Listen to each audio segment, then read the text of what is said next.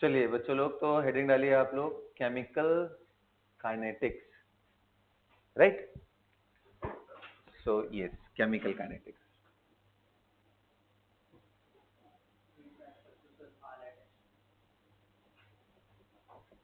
अच्छा, ठीक है, then it is very good. So chemical kinetics, देखो अभी तक हम लोगों ने जो भी फिजिकल केमिस्ट्री में पढ़ा हुआ है कि भाई कोई बैलेंस केमिकल रिएक्शन है और कोई रिएक्टेंट का 5 मोल लिया है, तो दूसरे रिएक्टेंट का कितना मोल ले लूं कि पूरी तरीके से रिएक्शन खत्म हो जाए, या फिर दो रिएक्टेंट दिए हुए हैं, दोनों के मोल्स दिए हुए हैं, रिएक्शन खत्म होने के बाद प्रोडक्ट्स के कितने मोल बनेंगे ये पूछता है, ठीक है?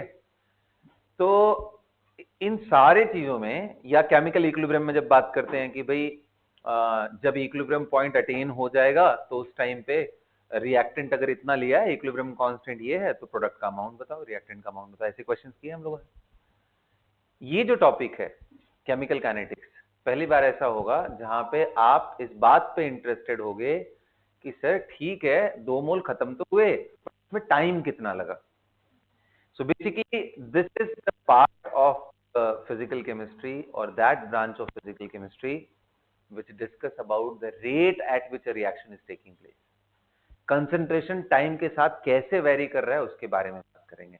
This is very very important for industrial application, क्योंकि हमें चाहिए होता है कि सिर्फ हमें अमोनिया बनाना नहीं है, हमें कम टाइम में ज्यादा अमोनिया बनाना है, हमें प्रोडक्शन जल्दी कराना है rather than कि 1 करोड़ साल बाद हो रहा हो, ठीक है? तो अब आपको मालूम है कई सारे रिएक्शंस है बहुत स्लो होते हैं, जैसे रस्टिंग। ऐसा नहीं आपने आज आयरन रॉड ऐसे किया और एकदम से रात में आते ही ओ माय गॉड सारा रस्टिंग हो गया, ऐसा तो नहीं होता है। वेदरिंग फिनोमेना बहुत स्लो होता है। तो रिएक्शन की कैटेगरीज हैं। कुछ ऐसे रिएक्शन है जिसमें आपको पलक झपकने का भी टाइम नहीं मिलने वाला है, जैसे एसिड बेस आपने मिलाया नहीं कि खत्म, रिएक्शन होकर खत्म हो गया। तो बिल्कुल एक्सट्रीम एक्सट्रीम केसेस हैं, हम कहीं ना कहीं इनके बीच वाले केसेस पे डिस्कस करेंगे, जो बहुत, हालांकि बहुत डिले वाला भी पढ़ेंगे, बट हमारे लिए ज्यादा इंपॉर्टेंट वो है जिनका एक रेट ठीक ठाक हो, एक डिसेंट पेस हो, बहुत हाई भी ना हो और बहुत ही खराब भी ना हो, ठीक है? तो लिखो इसके बारे में, chemical kinetics is the branch of physical chemistry which deals with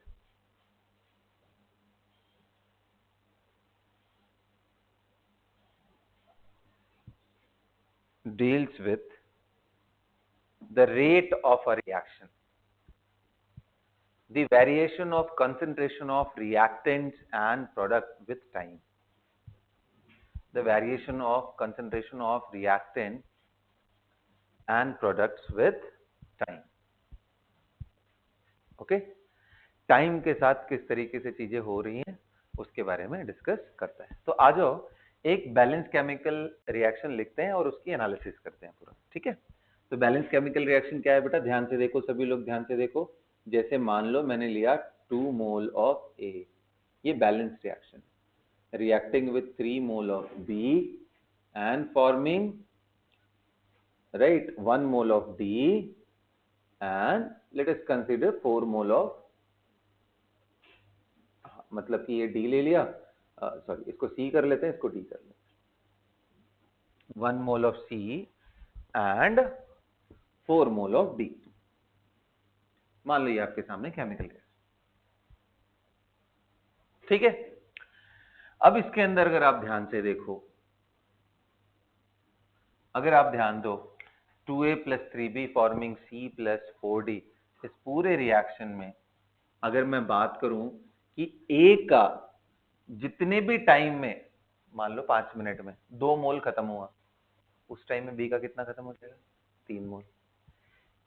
इसका मतलब ये है कि जो rate of consumption of A है वो rate of consumption of B से अलग है, क्योंकि जब इसका 2 मोल खत्म हो रहा है उसी टाइम तक इसका, तो ठीक है, तो एक टर्म आता है जिसको बोलते हैं हम रेट ऑफ रिएक्शन, और एक टर्म होता है जिसमें rate of consumption of A, consumption of B, production of C and product, ये सारी टर्मिनोलॉजी अलग अलग है, ठीक है? तो यहां अगर मुझे लिखना हो, मैं बोलूं कि भाई बताओ मैं कैसे लिखूंगा, rate of consumption,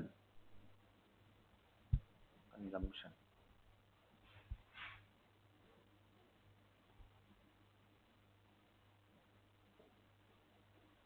of A कैसे डिफाइन करेंगे?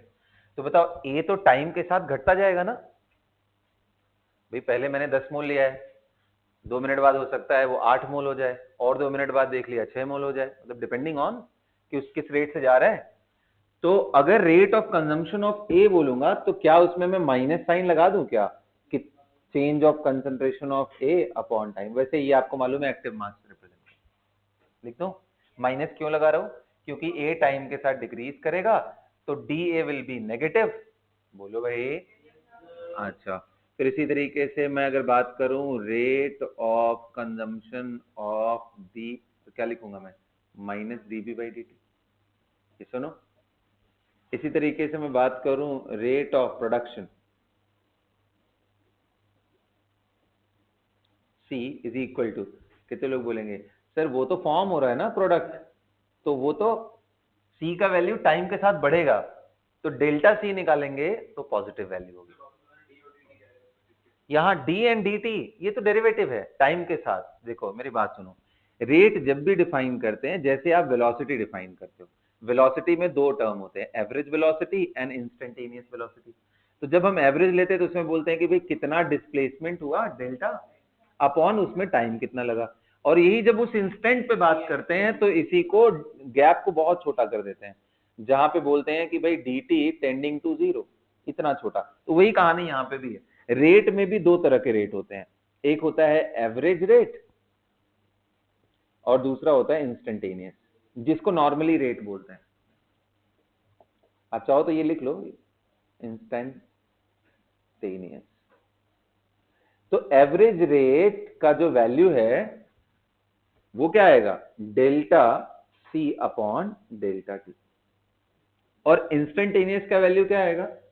D C by D T, जहां पे हमारा C is the concentration of any specific reactant। हाँ, मैंने साइन अभी नहीं लगाया है, आप चाहो तो इसको मॉडुलस में करके रख सकते हो फिलहाल। मॉडुलस मतलब साइन कुछ भी आए उसको पॉजिटिव बना देगा, क्योंकि भाई हो सकता है ना C हमारा रिएक्टेंट हो या प्रोडक्ट हो। बोलो। So this is average rate, I am not talking about the rate of. So average का मतलब, जैसे अगर यहीं पे बात किया जाता average rate of consumption of A, तो क्या आंसर करते हैं आप? Minus time delta change in concentration of A divided by time taken, ये हो जाता है एवरेज रेट। समझ आ रहा है बात? ऐसे ही एवरेज रेट, मैं अब सी की बात कर रहा हूं, average rate of production of C is equal to delta of active mass of C upon delta T. Note कर लो, कोई बात नहीं है, एवरेज है नहीं है। ग्राफिकल डिस्कशन करोगे तो कुछ ऐसी कहानी आएगी कि अगर मान लो हमारा से for example I am talking about C के बारे में ही मैं बात कर रहा हूं, और C T is equal to zero पे सॉरी कोई एक रिएक्टेंट ले लेते हैं जिसका, अब भाई रिएक्टेंट भी ले सकता हूं प्रोडक्ट भी ले सकता हूं, यहाँ पे तो मान लो मैंने रिएक्टेंट लिया है, तो T is equal to zero पे रिएक्टेंट था, धीरे धीरे कम हो रहा है, तो रिएक्टेंट ऐसे कुछ घटता चला जाएगा। ये सुनो, अब अगर मान लो ये दो पॉइंट है, मैं बोल रहा हूं कि ये पॉइंट एक ये ले लिया और एक पॉइंट यहां ले लिया बेटा। मुस्कान, मुस्कान, गुड मॉर्निंग।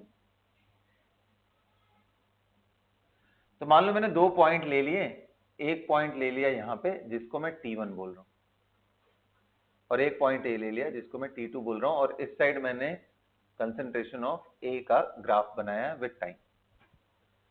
अभी कितने लोग बोल रहे हैं कि सर ये हमारा A1 है मान लीजिए, और ये हमारा A2 active mass. Basically this minus this, A2 minus A1, ये हमारी पूरी लाइन आ गई, एंड T2 माइनस T1 ये हमारी लाइन आ गई। तो इन दोनों का जब हम रेशियो लेंगे तो कितने लोग बोल रहे हैं इसका जो स्लोप होगा, ये स्लोप ऑफ दिस कॉर्ड, ये कॉर्ड ही तो है,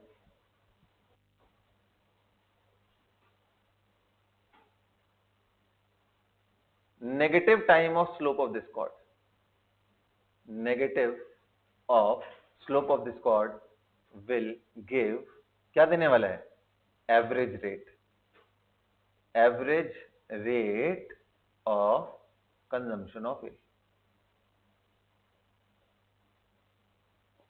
कहां से कहां तक के टाइम पीरियड में, T1 से T, इन टाइम इंटरवल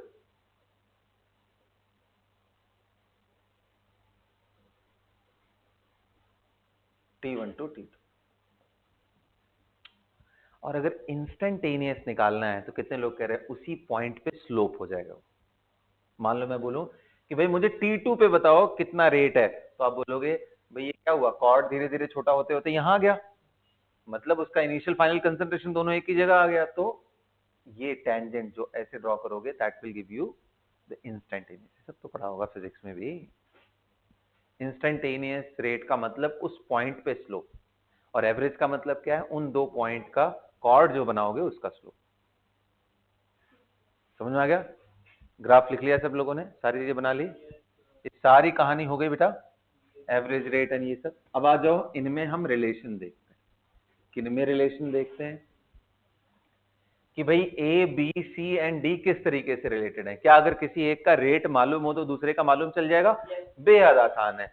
इसका जब 2 मोल खत्म हो रहा है तो इसका 3 मोल उस टाइम पे, तो इनका जो रेशियो होगा वो 2:3 का ही होगा।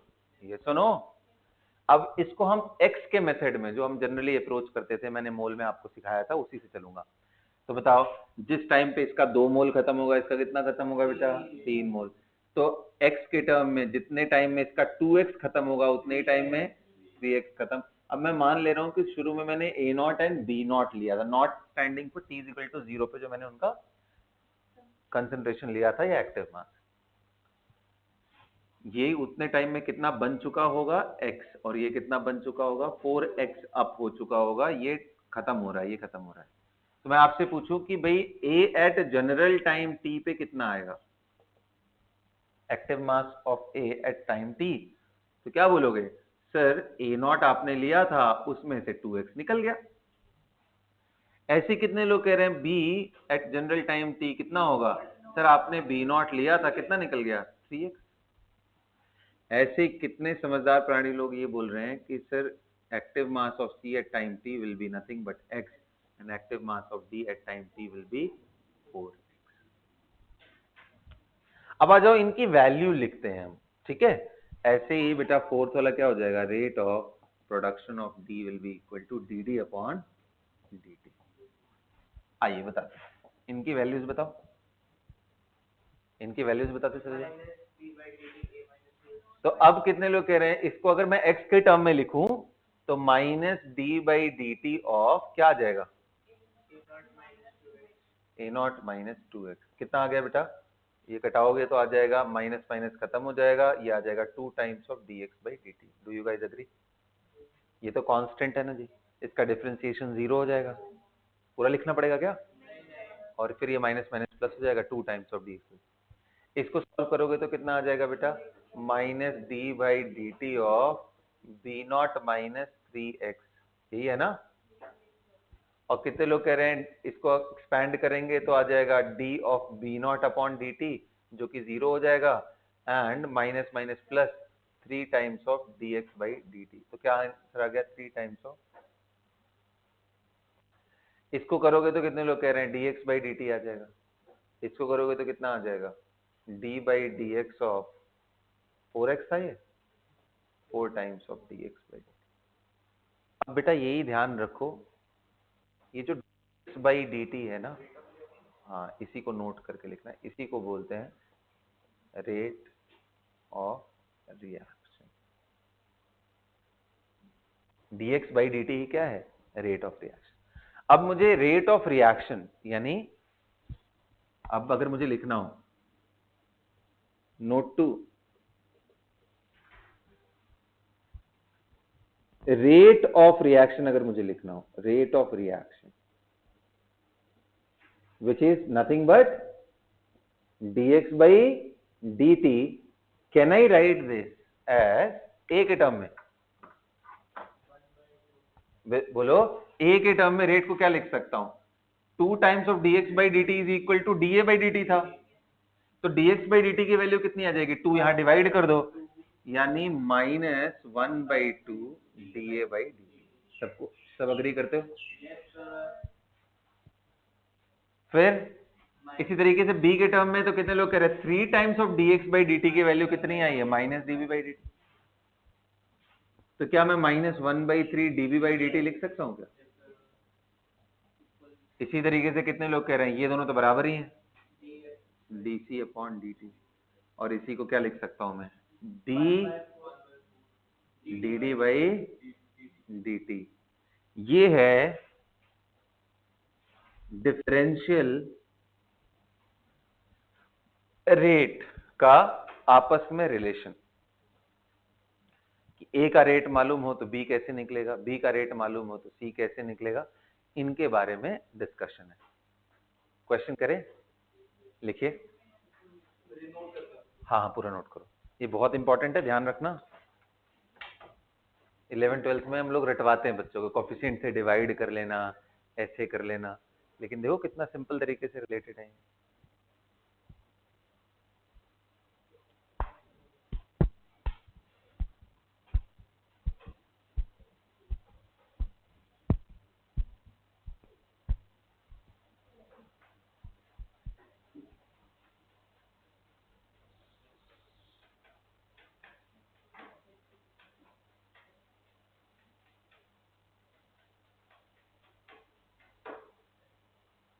सबने नोट कर लिया?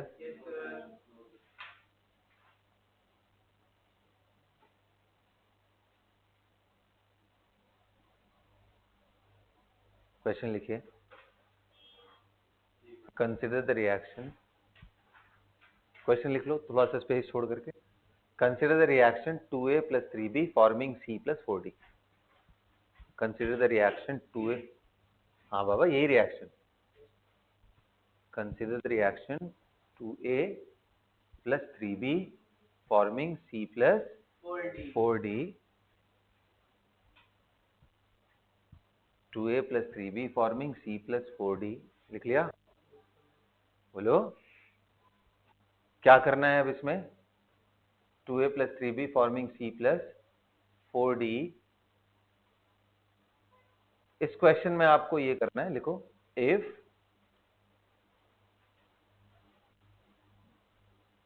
the rate of production of D is, if the rate of production of D is, अच्छा बताओ रेट का यूनिट क्या लिखे हम, देखो एक्टिव मास है ऊपर तो मोल पर लीटर, नीचे टाइम को आप सेकंड में लिख लो, मिनट में लिख लो, आर में लिख लो, आपके ऊपर है, ठीक है। तो rate of production of D is कितना, मान लो 2.5 मोल पर लीटर पर मिनट, हाँ पर मिनट में लिख लो, क्या दिक्कत है। Then what will be the rate of consumption of A, what will be the rate of consumption of A? Report your answer in mole per liter per second। मजा आ गया? आसान तो है, कुछ नहीं है इसमें, बस मैं यूनिट के साथ खेल रहा हूं।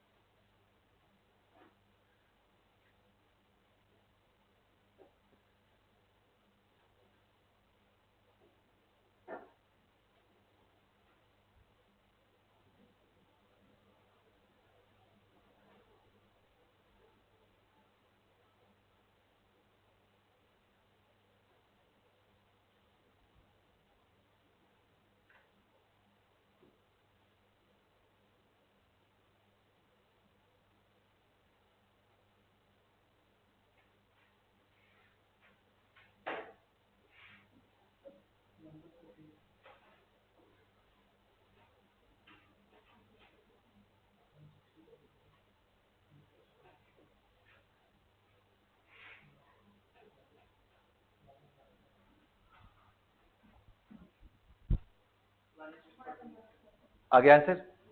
आइए देखते हैं। सो सिंपल गाइस, देखो हमारे पास रिलेशन हमने निकाल लिया था, ये हटा दे रहा हूं, अब ये हटा दो ना।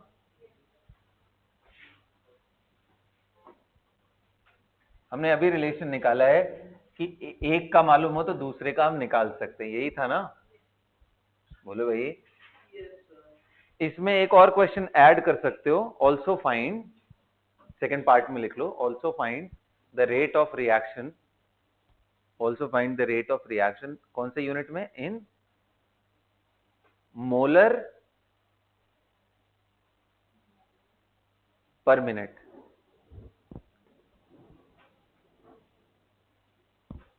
ठीक है, आइए पहले इसको सॉल्व करें। हाँ सेकेंड पार्ट भी कर लो। मैंने पहला वाला किस में दिया था? रेट ऑफ प्रोडक्शन पर मिनट। हाँ ठीक है, चलो ठीक, निकाल।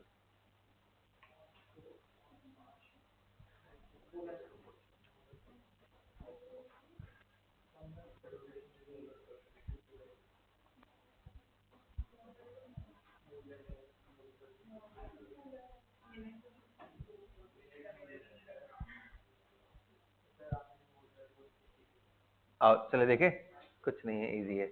आओ देखो, ध्यान से देखो। तो पहले तो रिलेशन आपको यही लिखना है कि A B and C D में ये रिलेशन है, इतना लिख लेना है। आपको दिया क्या है बेटा? What is given to you? D D by D T. कितना दिया है? 2.5 मोल पर लीटर पर मिनट, यही है ना? अभी कितने लोग कह रहे हैं according to rate law expression. अब रेट लॉ एक्सप्रेशन क्या है भाई? ये कहानी है पूरी। How to relate D with A का पूछा था ना, minus D A by D T upon 2 is equal to 1/4 D D by D T. यहां से हमारा क्या आ गया? Minus D A by D T, minus को ही रखना है इस साइड में क्योंकि यही तो पूछा था, is equal to 1/2 D D by D T. और D D by D T का ही वैल्यू दिया हुआ है, कितना दिया है? 5 मोल पर लीटर पर मिनट, यानी नीचे मिनट लिख दो, कोई दिक्कत? अभी कितने लोग, आंसर तो यही है बट यूनिट क्योंकि अलग पूछ रखा है तो मैं मिनट को किस में बदल दूंगा? 2.5/2 इंटू, कितने लोग कह रहे हैं एक मिनट में कितना सेकंड होता है? 60 सेकंड। मोल पर लीटर कितना आ गया बेटा? 1/48 मोल पर लीटर पर सेकंड। कितने लोग का सही हुआ? ये हाथ उठाओ। ये आ गया माइनस बाई डी टी। ये हमारा आंसर है पहले का, फर्स्ट पार्ट का। एंड सेकंड पार्ट का आंसर क्या आएगा? कि बात सुनो ध्यान से, रेट इज इक्वल टू क्या था? अगर आप देखो rate of reaction which is D X by D T is equal to D के टर्म में सीधा सीधा निकाल ले, D D by D T. और ये दिया है हमें 1/4 इंटू 2.5 मोल पर लीटर पर मिनट। और कितने लोग ये कह रहे हैं कि इस बारी मोल पर लीटर को ही तो मोलर बोलते हैं।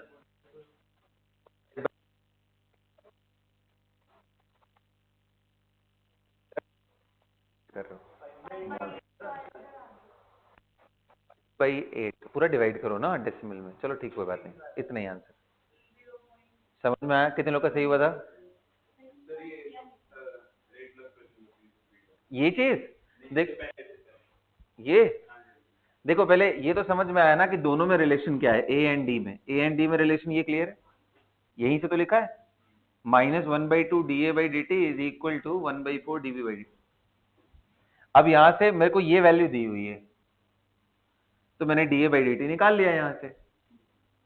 अब ये वैल्यू दी हुई है अलग यूनिट में, मोल पर लीटर पर मिनट में, मैंने पूछा है मोल पर लीटर पर सेकंड में, तो मिनट को मैंने सेकंड में चेंज कर लिया, बस इतना ही किया। इतना सिंपल है। और देखो और सिंपल याद करने का तरीका क्या है कि जो कॉफिशिएंट हो उससे डिवाइड करते हैं हमेशा। तो ए का रेट डिवाइडेड बाई 2, बी का रेट डिवाइडेड बाई, ऐसे करके आपस में रिलेशन बने। हो गया भाई? हाँ, और एक क्वेश्चन लिखेंगे, चलो लिखो। कर लो जल्दी करो।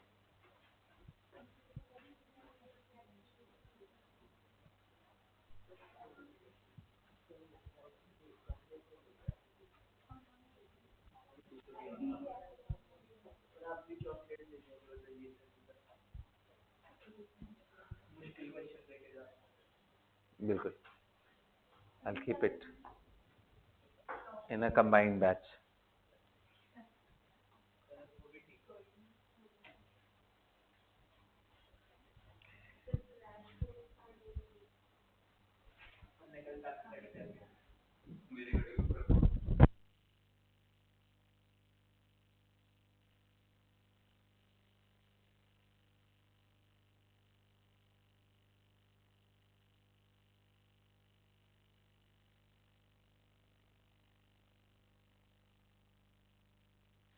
चल हटा दो इसको।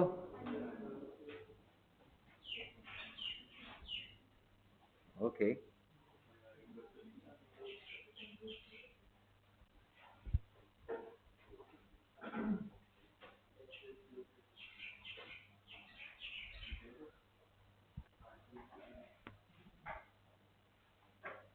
आइए अगला क्वेश्चन देता हूँ, इंटरेस्टिंग है वो बहुत ज्यादा।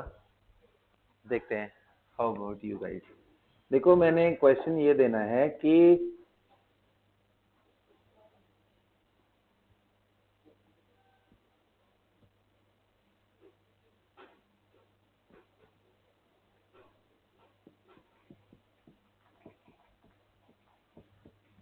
For the production of ammonia,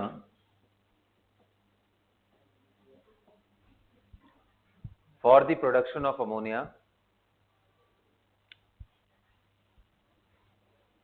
if 4 gram per liter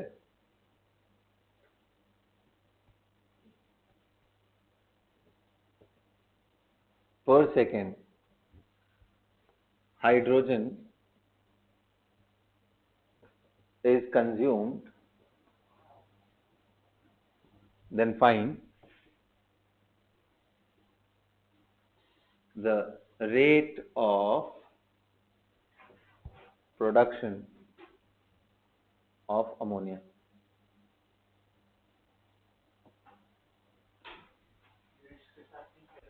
नहीं, आप निकालो, आप आंसर करो।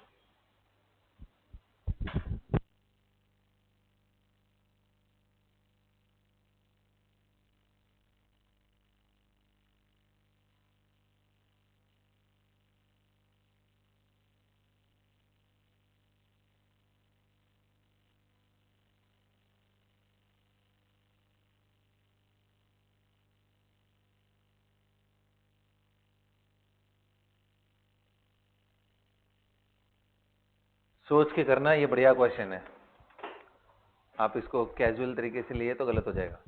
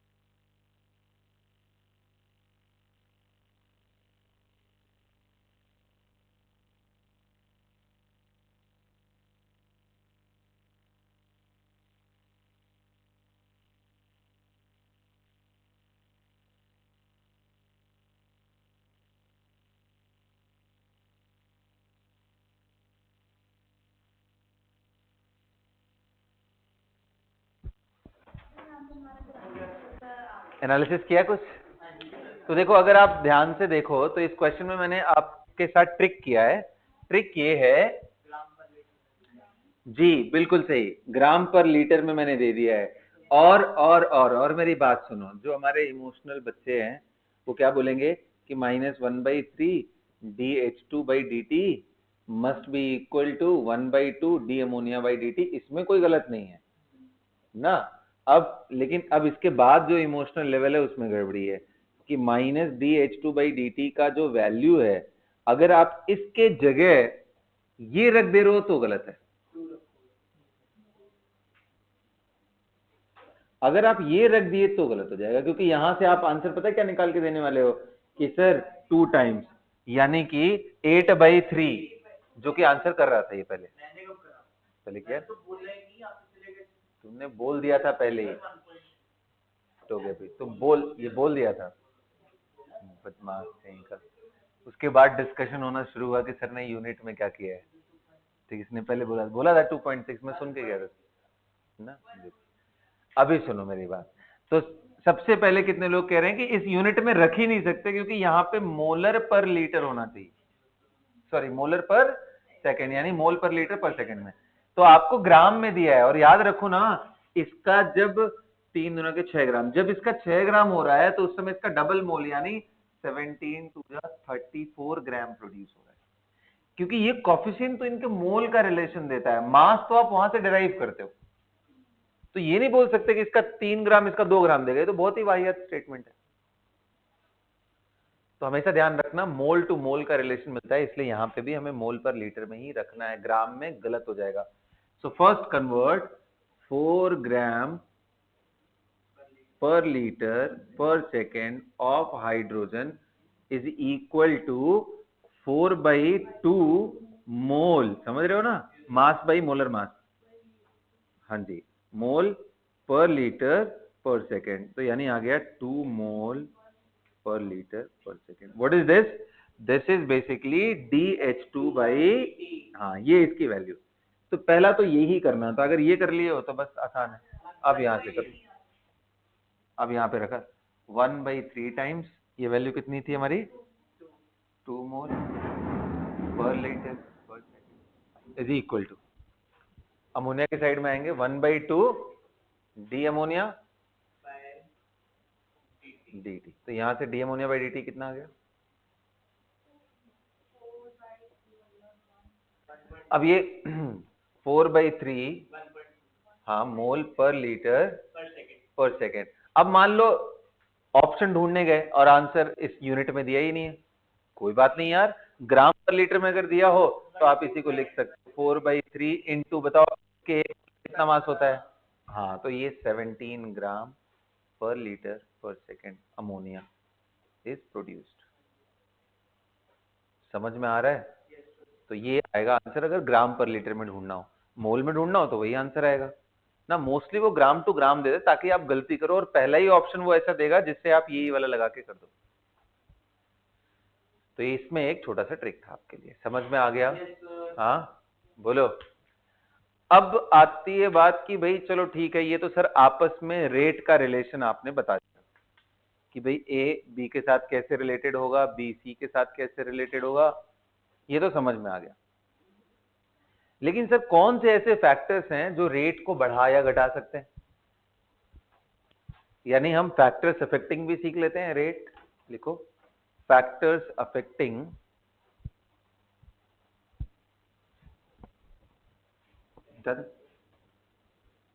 Rate of a chemical reaction.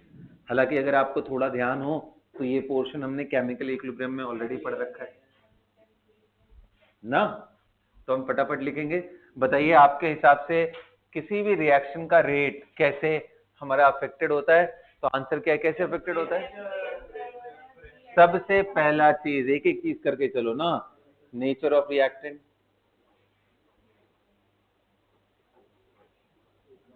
दूसरा क्या है, नेचर ऑफ रिएक्टेंट के बाद concentration,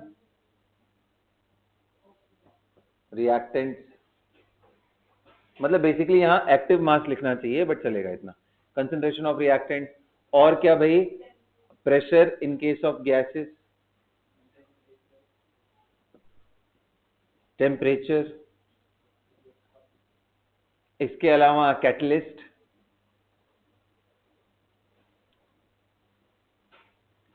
and dot dot dot, there are many other factor, but ये प्राइमरी 5 फैक्टर हैं जिसका हमें ध्यान रखना।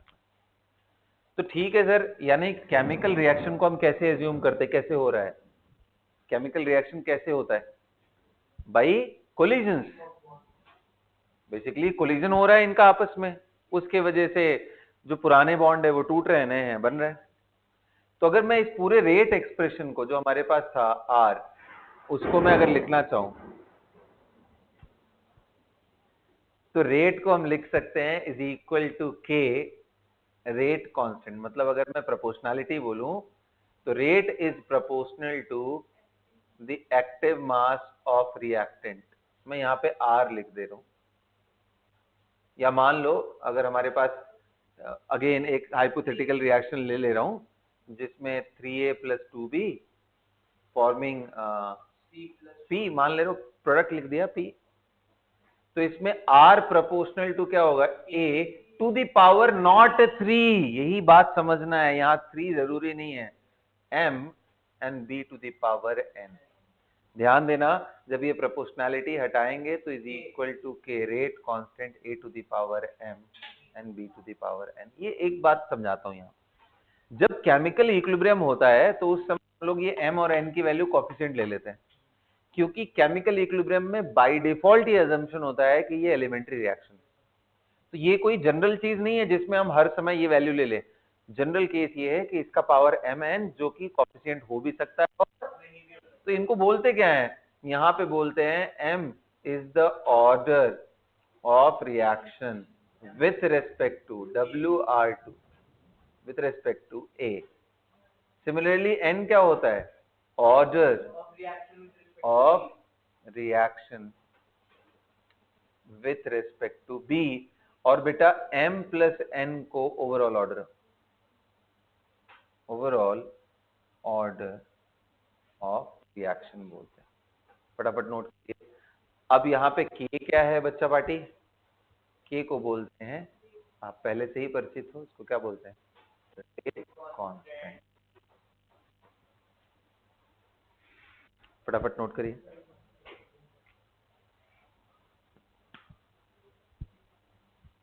रेट कांस्टेंट,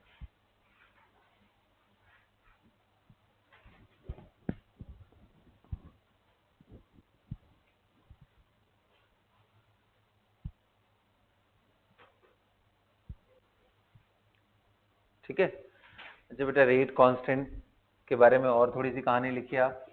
रेट कांस्टेंट क्या होता है, k is equal to a e to the power minus ये by R T.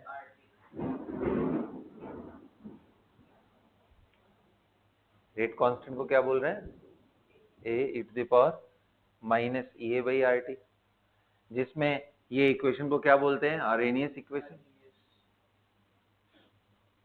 Arrhenius equation. और यहाँ पे a क्या है, a को, अच्छा इसको और कैसे लिखते हैं, EXP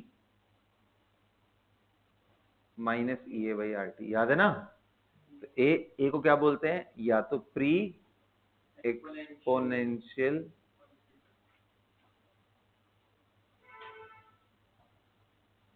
या फिर दूसरा नाम क्या है इसका, आर्हेनियस कांस्टेंट।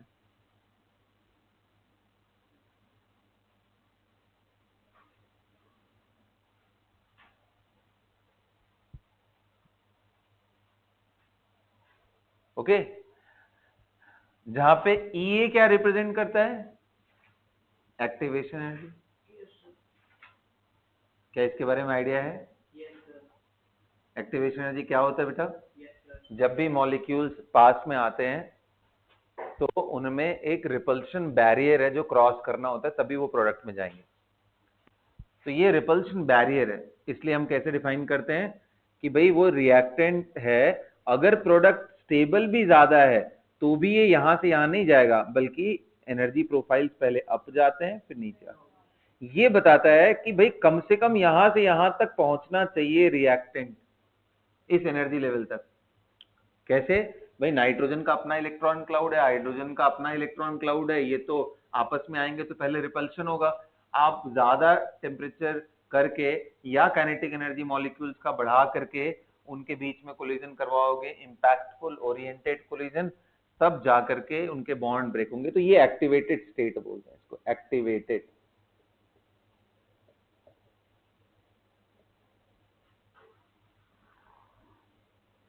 और ये एक्टिवेशन एनर्जी है। जब हमारा यूनिडायरेक्शनल रिएक्शन है तो मैं ईए बोलूंगा, अगर दोनों तरफ रिवर्सिबल है तो ये ईएएफ एंड ये ईएबी हो जाए। सारी कहानी क्लियर है सबको? सो ये ईए को कैसे डिफाइन करेंगे? Minimum amount of extra energy required, बोलो, so that reactant can be converted into product. समझ रहे हो? देखो ये एक्सोथर्मिक था, कायदे से तो इसको कोई एनर्जी नहीं चाहिए, यहीं से यहीं जाना था, लेकिन रिपल्शन की वजह से आपको एक्स्ट्रा एनर्जी देनी पड़ेगी तब। ये एनर्जी को क्या बोलते हैं बेटा? बिल्कुल सही, इसको बोलते हैं थ्रेशोल्ड। चलो ठीक है, नोट कर लो यहां तक सारी चीजें। हाँ बस अभी कर लो दोबारा, कोई बात नहीं, काइनेटिक्स में पढ़ना ही है।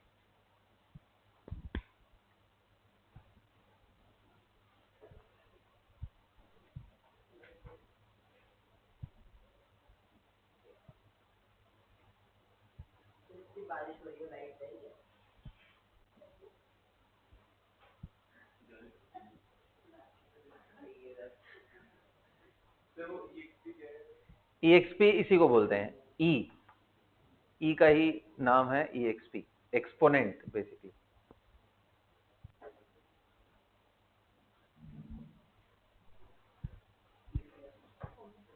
सबने लिख लिया यहां तक? अच्छा अगला एक रिलेशन लिख लो आप लोग, कर लो तो फटाफट। ln k is equal to ln a minus EA by RT। ये सुनो, अच्छा इसी ln को log में चेंज करना to the base 10, 2.303 log base 10 K is equal to 2.303 log base 10 K. ये सब मैं रिवाइज करवा रहा हूं तुम लोग को। यहां से log बेस 10 के क्या आ जाएगा?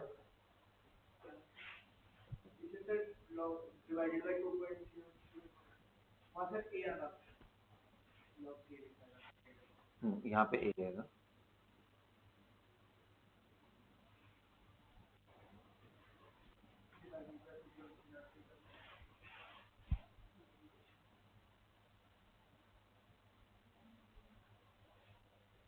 बोलो क्या आ जाएगा बेटा?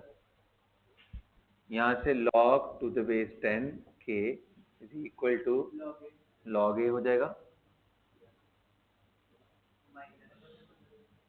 माइनस EA अपॉन 2.303 1/t ना। अब मैं आपसे दो ग्राफ पूछता हूँ, can you draw the graph ln k versus 1/t?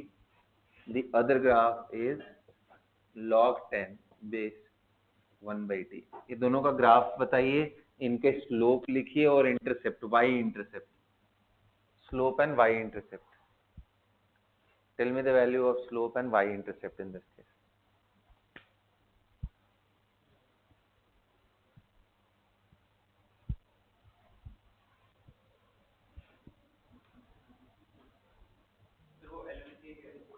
ln के बेटा log to the base e k को बोलते हैं ln के। दोनों तरफ अगर आप log ले लोगे इस इक्वेशन में, इसको ln बोलते हैं। दोनों तरफ log लोगे तो ऐसे ओपन हो जाएगा ना।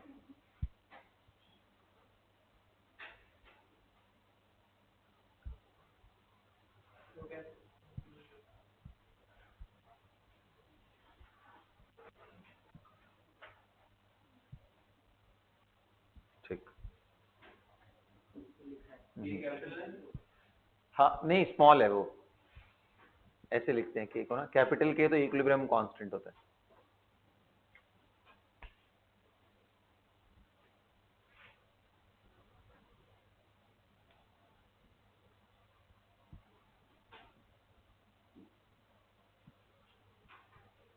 कर लिया सबने? क्या है अभी बताओ, क्या ये स्ट्रेट लाइन दिख रहा है सबको? देखो ये स्ट्रेट लाइन दिख रहा है, y is equal to 1/t था ना, ये x हो गया, एंड इसका स्लोप कितना है माइनस EA/r, और ln a क्या है हमारा c। तो बताओ कांस्टेंट यानी y इंटरसेप्ट क्या हुआ, ln a, और ग्राफ का स्लोप नेगेटिव है तो ऐसे जाएगा। स्लोप कितना आया इसका, tan theta minus EA/r, negative slope था ना। हाँ ठीक है, कोई बात नहीं, लिखना तो वही पड़ेगा। Slope is equal to minus EA/2.30, फर्क बस इतना ही है ना, 2.3, क्योंकि अगले वाले में देखो बस यही वैल्यू आ गई। सबका क्लियर हो गया? Can you tell me what will be the expression ln k2/k1?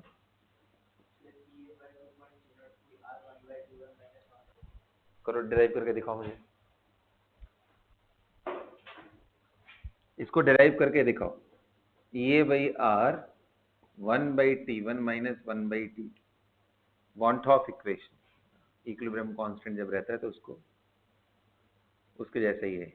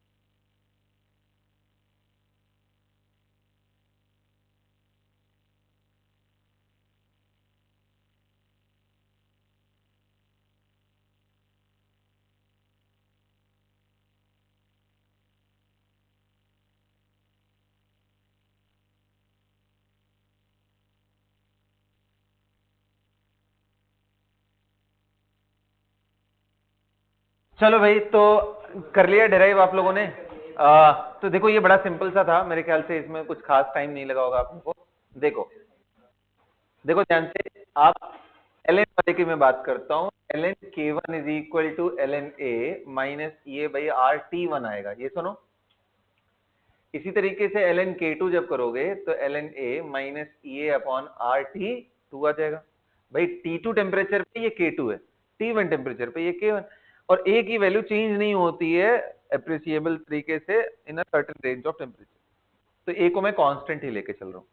अब आप इसमें से इसको घटा दो, तो L N K two minus L N K one will be equal to, अब देखो ये इसको घटाओगे गायब हो जाएगा, इधर से इधर माइनस करोगे तो दिस माइनस दिस करोगे तो ध्यान देना, इसके साथ इसको माइनस कर रहे हो तो माइनस माइनस प्लस हो जाएगा। तो E A by R common ले लो बेटा, और one upon T one minus one upon T two, इसलिए यहाँ पे देखो टी वन टी टू का डिफरेंस आता है, T two minus T one नहीं आ रहा है। यहां तक सबको क्लियर है? अच्छा, इस चीज को आप ध्यान से देखो तो आपको ये समझ में आएगा, सेम टेम्परेचर राइज होने पे दो रिएक्शन का कंपेयर कर रहे हैं कि मैंने 10 डिग्री टेम्परेचर बढ़ा दिया दो अलग अलग रिएक्शन के लिए। एक रिएक्शन का एक्टिवेशन एनर्जी 30 किलो जूल पर मोल है और दूसरे का है 100 किलो जूल पर मोल। किसके रेट कांस्टेंट में ज्यादा चेंजेस आएंगे 10 डिग्री बढ़ाने पे? तो क्लियरली आप देखो तो ये प्रोपोर्शनल किसके है? K2 बाई K1, EA के प्रोपोर्शनल है। जिस रिएक्शन का एक्टिवेशन एनर्जी जितना ज्यादा हाई होगा उस रिएक्शन पे टेम्परेचर बढ़ाने का उतना ही स्ट्रॉन्ग इंपैक्ट पड़ता है। ये बात नोट करके लिखोगे क्योंकि ये दिमाग से निकल जाता है। ये मैंने इक्विलिब्रियम में भी बहुत एम्फेसाइज किया था। Okay, more the activation energy of a reaction, more will be the impact on rate constant and rate of the reaction on increasing temperature. More the activation energy of a reaction, more will be the impact. More the activation energy of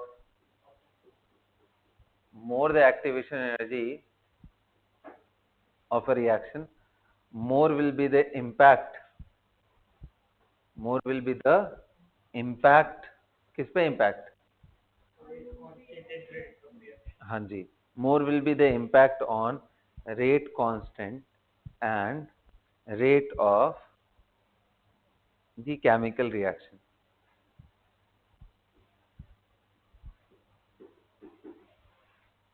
समझ में आ गया सबको? बोलिए, आइए चलिए देखते हैं कुछ। तो हाँ, more will be the impact on rate constant and rate of chemical reaction with same rise in temperature.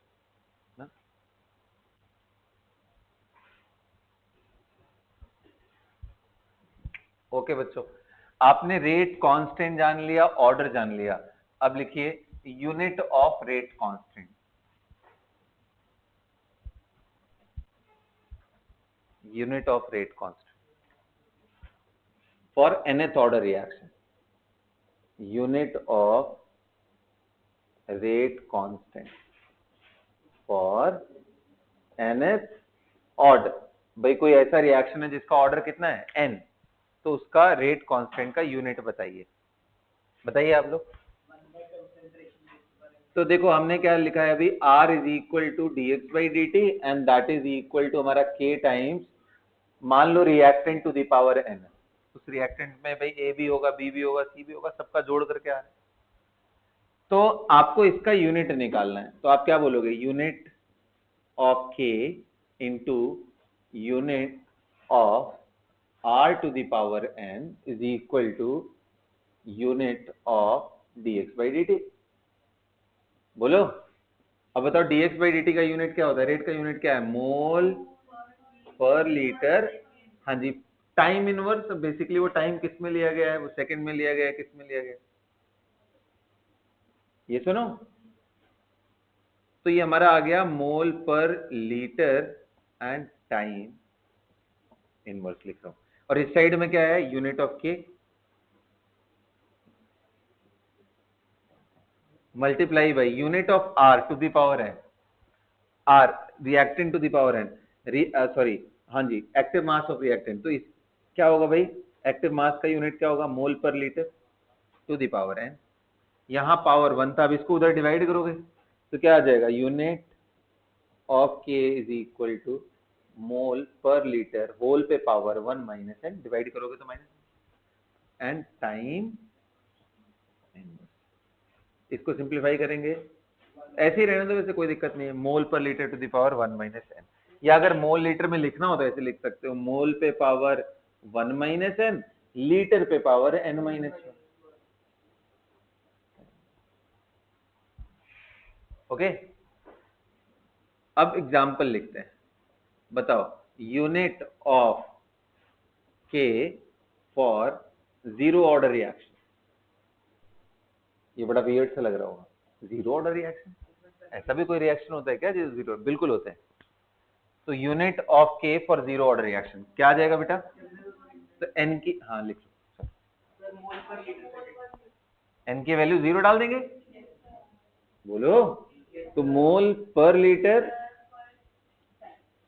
Mole per litre, मान लो सेकेंड इनवर्स लिख दिया, मिनट इनवर्स लिख दिया, आर इनवर्स लिख दिया। ऐसे ही बताओ unit of K for first order,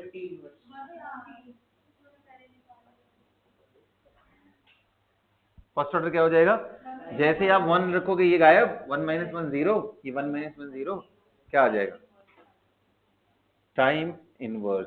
अब इसको सेकेंड इनवर्स देख लो, मिनट इनवर्स देख लो ना, आर इनवर्स देख लो, ईयर इनवर्स देख लो, ये सारे यूनिट है। ऐसे क्या बेटा, unit of K for second order देख सकते हो क्या आप लोग, क्या सेकेंड ऑर्डर का यूनिट देख सकते हो आप लोग,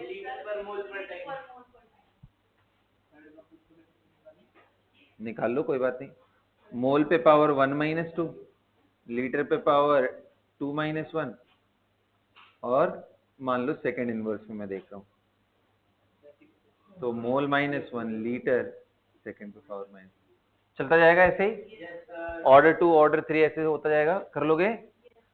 तो कई बारी ना कुछ क्वेश्चन का सिंपली इतना क्वेश्चन लिख करके आ जाता है कि बताओ भाई, यूनिट दे देगा, सॉरी आपको वैल्यू दे देगा, पूछेगा कि ऑर्डर ऑफ द रिएक्शन बताओ, करेंगे क्वेश्चन ऐसा, लिखो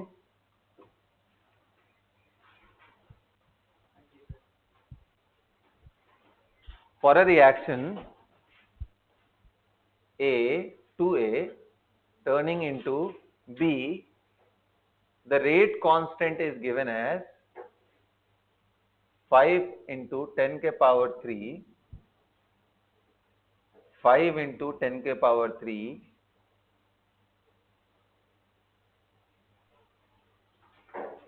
second inverse,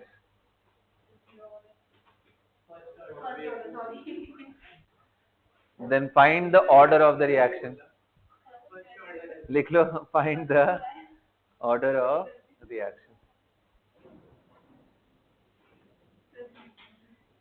कितना आसान है,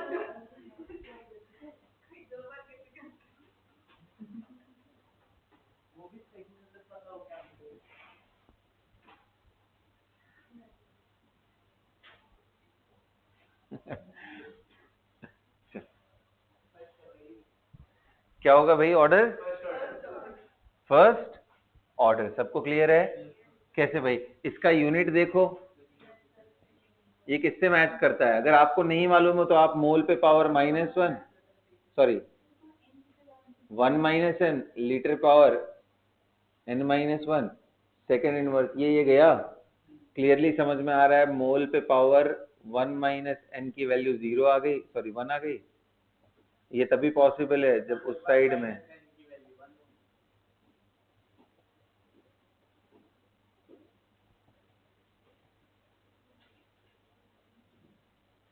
इतनी कहानी लिखनी पड़ती है, ऐसे सब्जेक्टिव में लिखना होता तो, ठीक है। तो n is equal to 1, first order reaction, समझ में आ गया सबको, बोलो। अब हम लोग देखेंगे कितने तरह के रिएक्शन होते हैं, है ना, और साथ में ये समझेंगे मॉलिकुलैरिटी एंड ऑर्डर में डिफरेंस क्या होता है, बहुत इंपॉर्टेंट है ये। ओके, हेडिंग डालिए आप लोग, हेडिंग डालिए, difference between difference between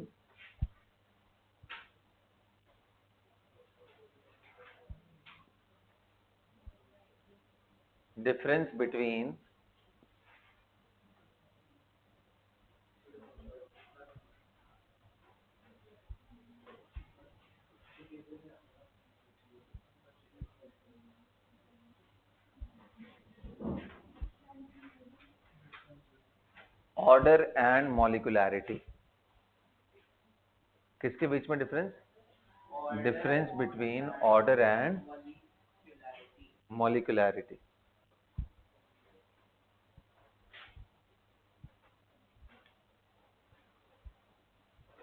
difference between order and molecularity क्या है भाई? मॉलिकुलैरिटी क्या है? ऑर्डर तो सब समझ में आ गया, मॉलिकुलैरिटी क्या है?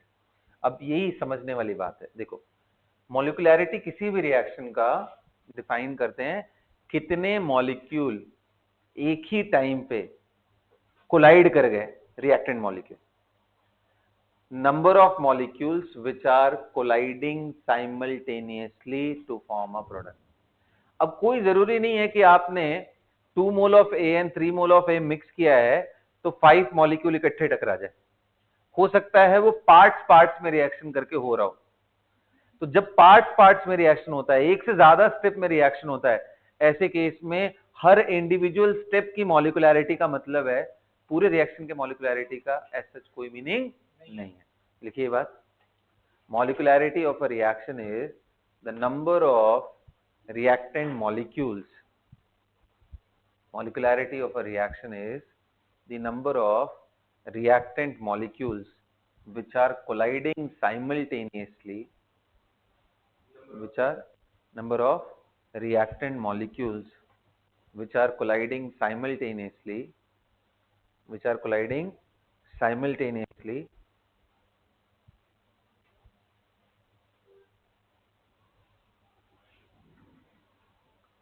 to form product, to form product ना। अब यहीं पे आ जाता है हम लोग का important classification, types of reaction. किस बेस पे भाई? Based on number of steps involve in it. कितने तरह के रिएक्शन होते हैं भाई? तो एक तो है बेटा जिसको बोलते हैं कि सिंगल स्टेप में हो गया, ऐसे रिएक्शन को बोलते हैं एलिमेंट्री, एलिमेंट्री या सिंगल स्टेप।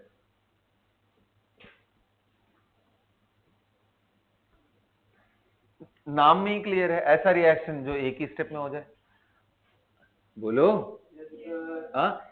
इसके एग्जाम्पल में अगर मैं बात करूं तो बहुत बढ़िया एग्जाम्पल आता है कि अगर आप रिएक्शन OH माइनस का करा रहे हो किसके साथ? CH3Cl के साथ, तो ये जो प्रोडक्ट बनाता है CH3OH और साथ में Cl माइनस निकल के आता है, it is an example of elementary reaction.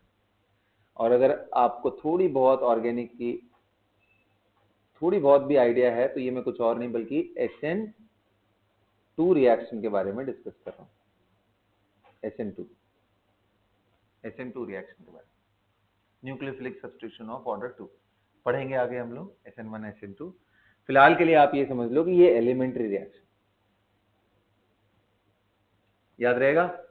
तो इसमें मॉलिकुलैरिटी कितनी हो जाएगी?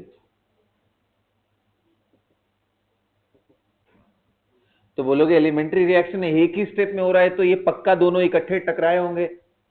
मॉलिकुलैरिटी मतलब यार एलिमेंट्री रिएक्शन हो तो molecularity is simply the sum of stoichiometric coefficient of the reaction। लिखो नोट करके, molecularity for elementary reaction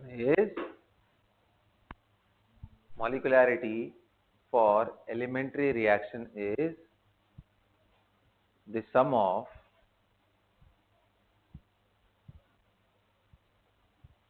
किस चीज का sum? Stoichiometric coefficient of the reactant. इस एग्जांपल में आप लिख लो कि मॉलिक्यूलरिटी 2। मान लो आपको कोई रिएक्शन दिया है A+3B, हालांकि बहुत मुश्किल है, आप खुद दिमाग लगाओ ना, आप खुद सोचो तो आपको पता चलेगा कि इतने सारे मॉलिक्यूल का इकट्ठे टकराने का पॉसिबिलिटी कितना खराब है ना भाई। Unimolecular, by molecular, try molecular समझ में आता है। अब आप हायर मॉलिक्यूलरिटी के रिएक्शन के बारे में सोचना शुरू कर दो तो बहुत मुश्किल है। तो ये बहुत रेयर रिएक्शन है ना, क्योंकि साइमल्टेनियसली कोलाइड करना, ए से बी कोलाइड कर सकता है, बट 2A 3B के साथ इकट्ठे कोलाइड करें, इसकी पॉसिबिलिटी कितनी कम है। समझ में आया? तो if it is an element, ये हाइपोथेटिकल रिएक्शन दिया है, तो इसकी मॉलिक्यूलरिटी कितनी होगी? अच्छा, एक इंटरेस्टिंग चीज ये कि जब एलिमेंट्री रिएक्शन हो जाता है तो उसकी जो मॉलिक्यूलरिटी वही उसका ऑर्डर भी हो जाता है। ये नोट करके लिखते हैं।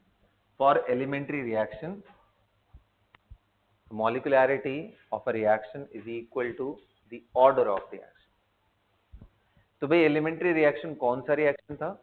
ऐसा रिएक्शन जो एक स्टेप में कंप्लीट होता हो।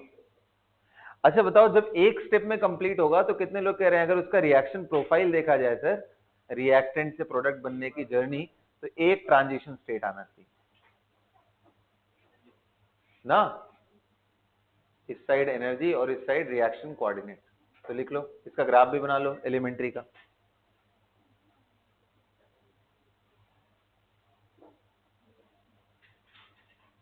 Reaction coordinate, right, it passes through single transition state, elementary reaction. वही बेटा दूसरे को बोलते हैं हम कॉम्प्लेक्स रिएक्शन, या फिर ऐसा रिएक्शन, दूसरा नाम क्या है इसका? Multi step reaction. नाम से ही क्लियर है, ऐसा रिएक्शन जिसमें एक से ज्यादा स्टेप हो रहे हो। लिखो, और ज्यादातर रिएक्शन प्यारे बच्चों ऐसा ही होता है, मल्टी स्टेप का। लिखो ये बात। हाँ, बाय डिफॉल्ट एज्यूम करते हैं, नहीं होते हैं लेकिन एज्यूम करते हैं, वरना फिर कॉम्प्लिकेशंस आ जाएंगे सॉल्व कर। ठीक है, कॉम्प्लेक्स रिएक्शन और मल्टी स्टेप रिएक्शन लिख रहे हो सब लोग? लिखो, those reactions which are completed in 2 or more than 2 step। हाँ, समझ में आ गया? For complex reaction there is no meaning of molecularity. समझ रहे हो ना? 2 or more than 2 step for complex reaction,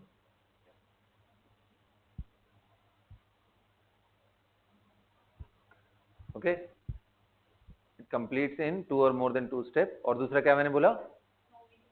हाँ, नो मीनिंग ऑफ मॉलिक्यूलरिटी। क्यों? क्योंकि सारे मॉलिक्यूल इकट्ठे तो लड़ नहीं रहे। समझ में आ रहा है ना? तो ऐसे केस में क्या होता है, बेस्ट तरीका क्या है कि हर स्टेप की मॉलिक्यूलरिटी देखनी पड़ती है, आप इंडिविजुअल स्टेप की। जैसे एक रिएक्शन मैं आपको बताता हूं, मान लो आपने A2 प्लस B2 लगा के 2AB बनाना है। अब लेकिन इसमें क्या हो रहा है, पहले आपका A2 is dissociating into 2A reversible तरीके से, ये फास्ट एंड रिवर्सिबल। फिर दूसरे स्टेप में क्या हो रहा है कि ये जो A था वो B2 के साथ टकरा करके AB बन रहा है, फिर B दे रहा है। आ रहा है बात समझ में? और फिर ये जो B जनरेट हुआ है ये वापस A के साथ कंबाइन, बचे हुए A के साथ कंबाइन करके क्या बन जा रहा है? AB।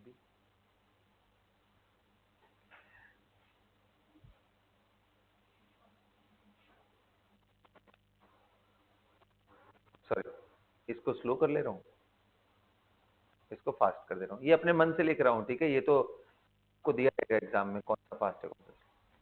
सो बेसिकली अगर आप देखो तो ये रिएक्शन कितने स्टेप में प्रोसीड हो रहा है, ये पहला स्टेप,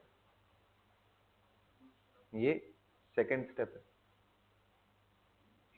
ये थर्ड स्टेप। आप हर स्टेप की मॉलिक्यूलरिटी बता सकते हो, इस स्टेप की मॉलिक्यूलरिटी 1, इसकी 2, इसकी भी 2 है, बट ओवरऑल रिएक्शन की मॉलिक्यूलरिटी का कोई मतलब नहीं है। एक और बात समझाता हूं, यहां बहुत इंटरेस्टिंग है, जब 3-3 स्टेप हो रहे हो किसी रिएक्शन में, पूछा जाए कि भाई तब इसका मतलब तीनों का रेट अलग होगा, एक का R1 होगा, एक का R2 होगा, एक का R3 होगा, तो इस रिएक्शन का R का वैल्यू किसके बराबर में मानूं, फर्स्ट, सेकेंड एंड थर्ड। तो बोलते हैं rate of reaction is equal to rate of slowest step, is equal to rate of slowest step. और उसी स्लोवेस्ट स्टेप को, जिसका जो भी हमारा स्लो स्टेप है, उसी को रेट डिटरमाइनिंग स्टेप बोलते हैं, आरडीएस बोलते हैं। आरडीएस का मतलब क्या है, रेट डिटरमाइनिंग स्टेप, आरडीएस, जो सबसे स्लो हो। अब आप खुद कॉमन सेंस लगा करके देखो ना, ये 3 स्टेप में हो रहा था, तो मान लो मैं एक प्रोडक्ट की बात कर रहा हूं, ध्यान से सुनना ये बात, मान लो ये मार्कर के प्रोडक्शन की बात कर रहा हूं, कैप किसी अलग फैक्ट्री में बन रहा है, इसकी पूरी बॉडी अलग फैक्ट्री में, और इंक तीसरे फैक्ट्री में बन रहा है। कैप बनाना ज्यादा आसान है, तो पता चला एक दिन में 10-10 हजार कैप बन जा रहे हैं।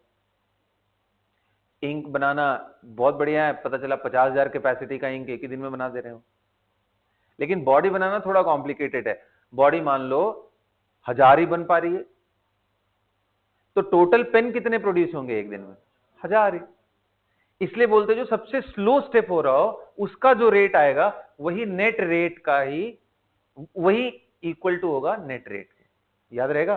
सो रेट ऑफ रिएक्शन जो मल्टी स्टेप के रिएक्शन होते हैं, that is equal to the rate of slowest step, याद रहेगा बेटा।